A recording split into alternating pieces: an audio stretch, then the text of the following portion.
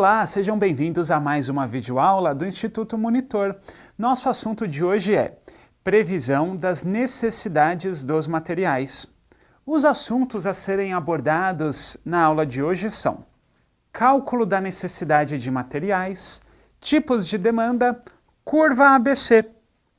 Ao término desta aula, você deverá ser capaz de descrever a diferença entre demanda dependente e demanda independente. Explicar a importância de se calcular a necessidade de materiais. Aplicar técnicas de curva ABC na administração de materiais. E para que serve a previsão das necessidades de materiais? Vamos separar aí os conceitos. Previsão traz a ideia de planejarmos, traz a ideia de pensarmos assim: meus clientes, quanto será que eles irão consumir dos meus produtos no mês seguinte? Dentro desse cenário, eu consigo ter a ideia de quanto de matéria-prima eu vou precisar comprar para que eu possa processar e então ter o meu estoque de produtos acabados. Previsão das necessidades de materiais também se aplicam às áreas de apoio. Como assim?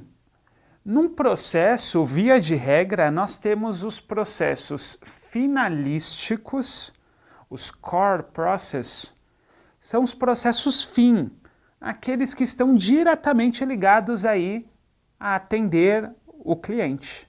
Mas também temos os processos de apoio, que dão suporte à atividade fim, em que, pese não estarem diretamente ligados aí ao atendimento ao cliente, eles dão suporte. Exemplo, a área financeira, a área do RH. E eles também precisam de materiais para desenvolverem as suas atividades. Preciso, então, preocupar-me com a necessidade de materiais dessas áreas de apoio.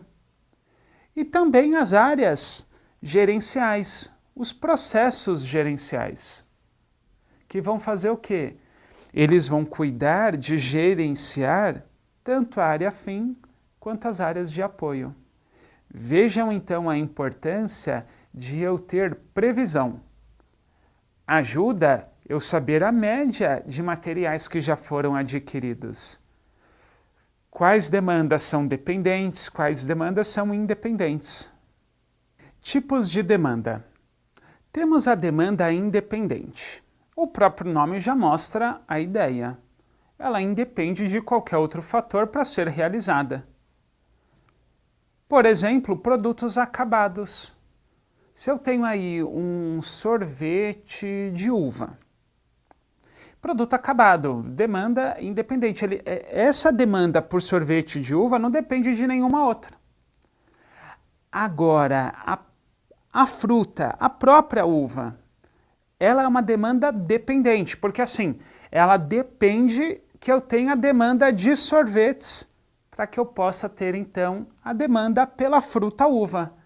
Conseguimos visualizar esse exemplo bem simples?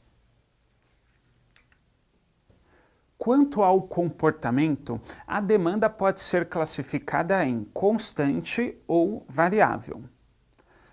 A demanda constante, o próprio nome já diz, eu consigo ter previsibilidade. Algumas áreas, por exemplo as de apoio, eu consigo saber exatamente quantos pacotes de folha sulfite eu vou precisar adquirir no mês. Toners de impressora. Tudo bem? O toner de impressora, eu gasto 1 por mês?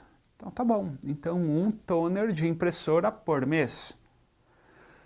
Constante. Então dentro de uma organização, eu até tenho aí algumas áreas, algumas funções organizacionais que eu posso, em relação à administração de materiais, trabalhar com previsibilidades. E no máximo, ter algo, vamos colocar, um orçamento incremental. Como assim? De um ano para o outro, vamos variar aí, comprar 2% a mais de materiais. Tudo bem nesse sentido? Então, essa questão de demanda constante, a palavra que combina a previsibilidade. Já a demanda variável, aí começa a ficar complicado. Por quê? Porque eu não consigo ter a previsibilidade. Eu devo, então, analisar alguns comportamentos. Comportamento da sazonalidade. Em alguns segmentos fica mais fácil de observar. Por exemplo, sorvete. Você gosta? Sorvete de uva, limão, aqueles sorvetes bem elaborados e misturados, caramelo, confete, entre outras coisas. Qual é o período do ano que eu tenho uma maior demanda por sorvetes? Normalmente no verão, nas férias. Sim. Então é aquela questão de sazonalidade. Outras questões eu também devo observar. A questão aí de tendência. Eu tenho uma demanda que aumentou agora neste mês. Será que é algo típico, atípico? Esse comportamento vai perdurar no tempo ou não? Por que isso é importante para eu saber? Para que eu possa ter ideia da previsão de necessidade de estoques. Não, em relação à tendência, ela deve perdurar esse comportamento por parte aí do meu consumidor, do meu cliente. Logo, mudou o perfil. Preciso, então, adquirir mais materiais, ter mais estoques. Do contrário, não. Como assim? Este mês as minhas vendas dispararam. Para o mês seguinte, será que vai ser a mesma coisa? Então eu preciso ver ciclicidade, eu preciso ver questões de ciclos, sazonalidade, tendências. Saber separar aí o que é típico e o que é atípico. Percebe como a demanda variável é bem mais complexa? Curva ABC, ou princípio de Pareto, também chamado diagrama de Pareto. Você já ouviu falar? Bastante utilizada em gestão de estoques, a curva ABC é inspirada no diagrama de Pareto. Quem foi Pareto?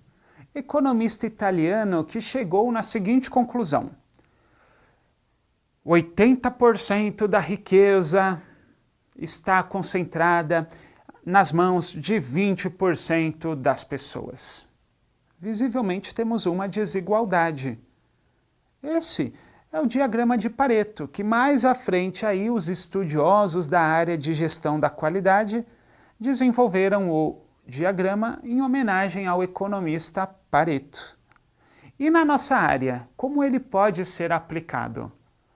Temos várias leituras a respeito do diagrama de Pareto. Mas vamos nos atentar à curva ABC. Embora sinônimos, vai ficar mais fácil da gente visualizar. Coloquem assim: A são aqueles produtos realmente importantes. B são os intermediários. E C são aqueles produtos, às vezes até irrelevantes, na minha organização. Os produtos A, muitas vezes, eles representam aproximadamente 80% de todo o custo do meu estoque. Sim, vejam um percentual, 80%. Mas agora vem o melhor. Esse 80% de valor do meu estoque está concentrado em 20% dos meus produtos. Sim, diagrama 20-80. 20% dos produtos do meu estoque representam mais de 80% de todo o valor do meu estoque. Essa conclusão é importantíssima para nós, até para que eu saiba priorizar o que é importante. Quais os produtos realmente importantes da minha empresa? Sim, aqueles que realmente agregam valor para o meu negócio. E geralmente são poucos os produtos. Por isso, devemos estar atentos a quais são aqueles pontos do meu estoque, aqueles produtos que realmente são importantes, porque deles geram a maior parte dos valores para a minha empresa. Bom, tenho duas dicas para vocês, um link, primeiramente, para vocês terem mais acesso aí a informações sobre a curva ABC, sobre o diagrama de Pareto, e também uma dica de filme. Você já deve, talvez, ter assistido aí ao Resgate do Soldado Ryan, mas eu quero me atentar a uma cena específica aí do filme que talvez tenha passado despercebida por você. Vamos trazer então para o nosso contexto. É quando o soldado Ufan, ele precisa ir repor a munição do seu exército. Lembra dessa cena? Quando ele corre ali para suprir a demanda dos soldados, ele está então com a munição, com a matéria-prima, e ele trava no meio da guerra, sim, traumático, com certeza, e aí ele simplesmente para e congela, não consegue andar. E aí um outro soldado vem e fala assim, não, vem aqui comigo, eu preciso da matéria-prima, senão o nosso exército não consegue aí enfrentar o inimigo. Atentem-se então para essa cena. Chegamos ao final de mais uma videoaula do Instituto Monitor sobre previsão das necessidades de materiais. Espero que tenham gostado. Frequente nossas redes sociais. Até a próxima!